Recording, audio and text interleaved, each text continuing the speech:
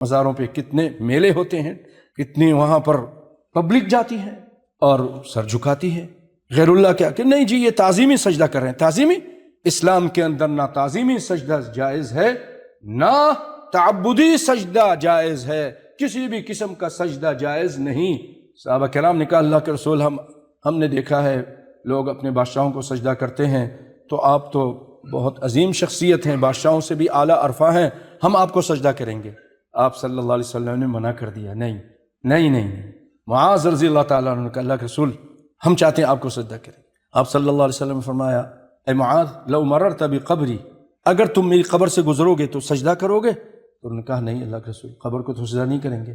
تو آپ صلی اللہ علیہ وسلم منع کر دیا، آپ زندہ تھے صحابہ کرام کو منع کر دیا مجھے سجدہ مت کرنا، اور مرنے کے بعد کے لیے دعا کی کہ اللہم لا تجعل قبری وثنا یعبد، اے اللہ میری قبر کو بت خانہ نہ بننے دینا۔ وثن کہتے ہیں بت کو، کہ لوگ آ کے اس کی پوجا کریں، اس کو سجدہ کریں، ایسا نہیں ہونے دینا۔